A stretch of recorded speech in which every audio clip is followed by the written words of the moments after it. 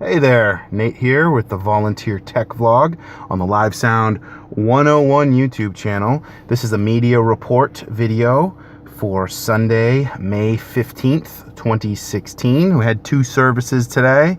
Got in there bright and early, 6:30 a.m. to start setting up. We did not have a rehearsal this week to kind of set levels, so when you don't have a midweek rehearsal and you're trying to get everything patched in and mixed and figured out on Sunday morning, it can be a little hectic. So a little bit of a hectic morning. Good thing I had Wes with me. Wes was very good, helping out. I could assign little tasks and he could, track down, like we needed some 9-volt batteries. He could track down some 9 volts and wouldn't have to worry about that. I could focus on other things. So that was great to have Wes there to help out. The AC units were installed and they're actually functioning, and they are indeed super quiet. So it's one of those things where we turned the thing on, we had them functioning, and they were very, very quiet. I could hardly tell that they were even on. So very good. Didn't do any NC ratings or calculations, or even just with the dB SPL meter, but they didn't kick on today. We turned them on, we forced them on purpose just to see how loud they were for a trial. But very quiet, so very pleased with the way the AC units came out. Although it would have been nice to know for sure how loud they would be beforehand, so it would be nice to get that calculation ahead of time. If you can do an NC calculation, noise criteria, that would be advised, but in this case we lucked out. They were very quiet. So Wes did a great job. He ran the ship for second service, and I just kind of sat there in the background, kind of there if he needed help, or mentioning a couple things to him here and there as needed. The other big thing for this week is we got the new Tascam solid state recorder. So it's Tascam SS-R200. That's the model number. It's a 1-rack unit solid state recorder to replace or complement our CD recorder. And just the main reasons we got that was workflow. It removes a step from the process, and if you got people that are doing the same things every week, it's really nice to remove a time-consuming task that needs to get done, which would be archiving the CDs and ripping MP3s off of the CDs. So we can move away from that and streamline our workflow. So that's a good thing. So for the mix, so Kent was leading today. Pulled up an old mix file from March and just did a save as, copied the file over, and went from there. So interesting note, so Pam and Kathy, their vocals were mixed in that old file on channels 3 and 4. But physically, they were patched into physical stage input 1 and 2. So I had two choices. And remember, I'm tight on time because we didn't do a rehearsal during the week.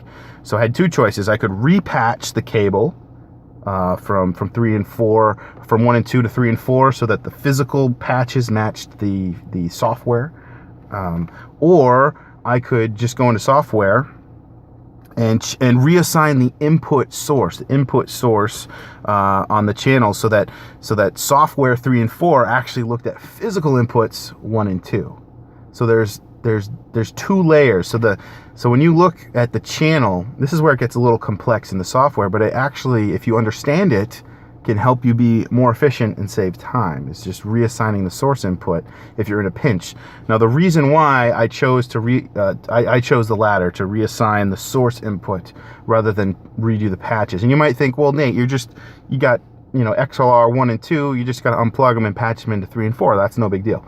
Well, on our stage, we have people that really like these Persian rugs, and I think it came from, like, the first time I saw people playing on rugs was like Dave Matthews Band or something like that. But some people like this kind of like warm, cozy feel of these rugs. So we've got these rugs on stage, and what happens when you put a rug on the stage? It covers your floor box. Not always very easy to just unplug 1 and 2 and repatch to 3 and 4, because what do you have on top of the rug? You've got the microphone stand, you've got a music stand, you've got an amplifier, possibly a stool. So what you think might be an easy patch ends up being about a 10-minute process. Not maybe 10 minutes exaggerating. Well, at least 3 or 4 minutes to move everything off the rug, pull the rug back. It's just And if you've got musicians up there and you're trying to mix, a lot of times it's easier to let the software do the work and just reassign the source input. So I reassign the source input, but then afterwards I assign the source input back in case anybody uses my file again. I definitely want to have, so if somebody new cracked open that file, I wouldn't want them to ever be in a situation where channel 3 is actually channel 1 and channel 4 is actually channel 2. So I assigned everything back. So 1 was to 1, 2 to 2, 3 to 3, 4 to 4. I did that after second service was over. I assigned it back again. So anyway, that's my little rant about that. Let's see.